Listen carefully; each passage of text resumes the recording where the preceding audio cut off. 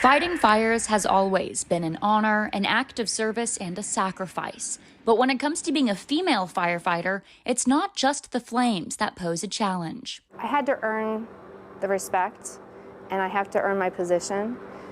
Maybe I shouldn't have to work quite as hard, but I walked into this job knowing I was going into a male-dominant role. So I knew what to expect.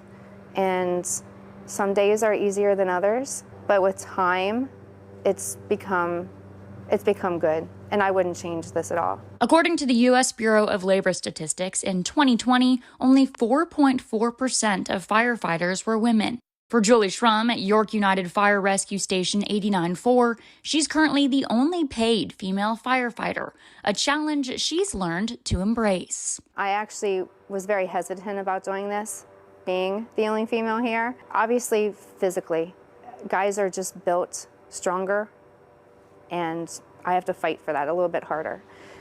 Benefit, I'm shorter, smaller. There are certain things that I can do that maybe they can't do. Patient contact could be a little simpler for me to talk to somebody rather than the guys trying to talk to someone. The training aspect of it, we all train together. I have no different level than what they do. So it's an equal partnership.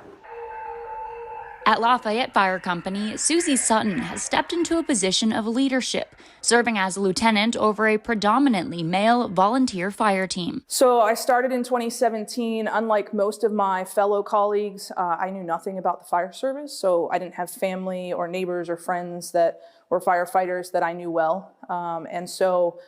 It became a big learning curve for me. So I'm no expert. I have a long way to go in learning about the fire service myself, but took on this leadership role in order to assist the younger members and really help them get their start in serving the community. Sutton says anyone can do this job if you're willing, dedicated, and honest. Really the strength of knowing your people, knowing who can do what, knowing what you're capable of and being honest about it is really important in this physically demanding job. Both Schrum and Sutton making a difference in their communities and in the future generation of firefighters. I have a 16-year-old son who is following in these steps, and I think that's a very proud moment that he saw something and wanted to do that as well. Serving the community, the students, the schools, that's a really cool way of inspiring the next generation of public servants. McKenna Alexander, WGAL News 8.